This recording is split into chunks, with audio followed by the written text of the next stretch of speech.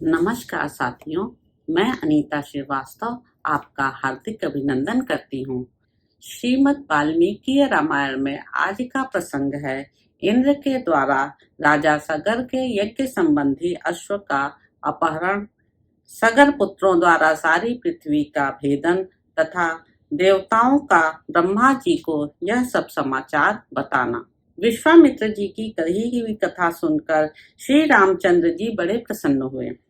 उन्होंने कथा के अंत में अग्नितुल्य तेजस्वी विश्वामित्र मुनि से कहा, ब्राह्मण, आपका कल्याण हो। मैं इस कथा को विस्तार के साथ सुनना चाहता हूँ। मेरे पूर्वज महाराज सगर ने किस प्रकार यज्ञ किया था। उनकी यह बात सुनकर विश्वामित्र जी को बड़ा कौतूहल हुआ। वे यह सोचकर कि मैं जो कुछ कहना चाहता हूँ उसी के लिए ये प्रश्न कर रहे हैं, जोर जोर से हंस पड़े।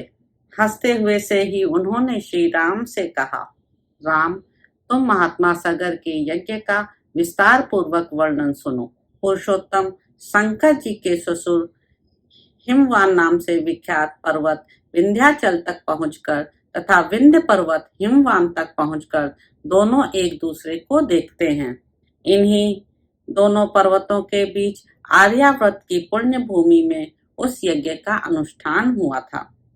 पुरुषी वही देश यज्ञ करने के लिए उत्तम माना गया है।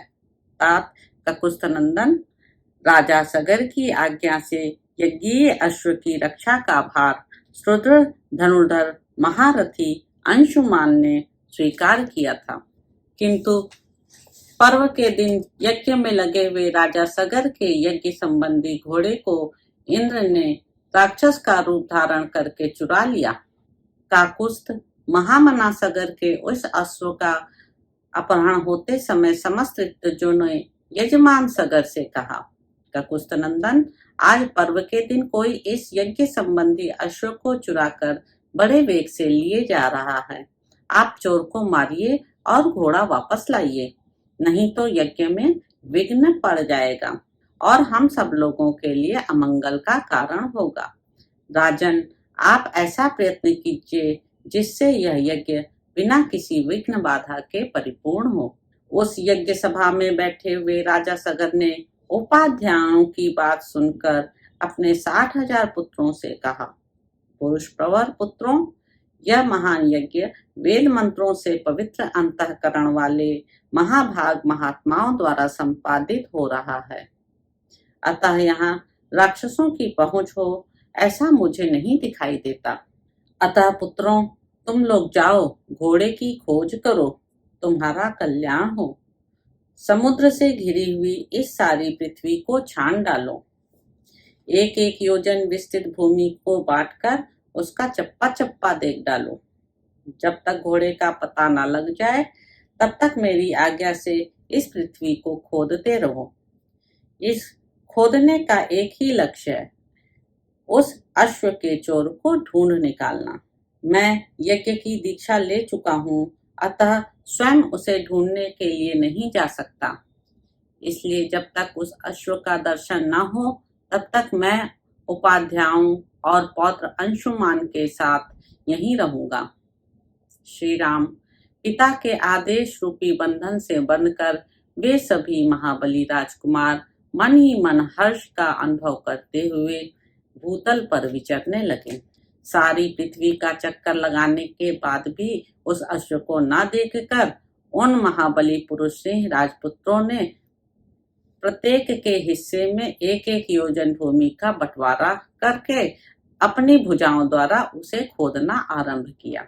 उनकी उन भुजाओं का स्पर्श वज्र के स्पर्श की भांति दुसह था। रघुनंदन, उस समय वज्रतुल शूलों और अत्यंत दारुण हलों द्वारा सब ओर से विदीर्ण की जाती हुई वसुधा आर्तनाद करने लगी। रघुवीर, उन राजकुमारों द्वारा मारे जाते हुए नागों, असुरों, राक्षसों तथा दूसरे दूसरे प्राणियों का भयंकर आर्तनाद गूंजने लगा। रघुकुल को आनंदित करने वाले श्री राम, उन्होंने 60,000 योजन की भूमि खोद डाली, मानो वे सर्वोत्तम रसातल का अनुसंधान कर रहे हों। नृपश्रेष्ठ राम, इस प्रकार पर्वतों से युक्त जम्बू द्वीप की भूमि खोदते हुए वे राजकुमार सब ओर चक्कर लगाने लगे। इसी समय गंधर्वों, असुरों और नागों सहित संपूर्ण देवता मन ही मन घबरा उठे और ब्रह्मा जी के पास गए। उनके मुख पर विषाद छा रहा था। वे भय से अत्यंत संत्रस्त हो गए थे। उन्होंने महात्मा ब्रह्मा जी को प्रसन्न करके इस प्रकार कहा, भगवान, सगर के पुत्र इस सारी पृथ्वी को खोदे डालते हैं और बहुत से महात्माओं तथा जलचारी जीवों का वध कर रहे हैं। यह हमारे यज्ञ में विघ्न डालने वाला है। यह हमारा अश्व चुरा कर ले जाता है। ऐसा कहकर वे सगर के पुत्र समस्त प्राणियों की हिंसा कर रहे हैं। इस प्रकार साथियों, बाल कांड में निहित 39वां सर्ग यहाँ पर समाप्त होता है।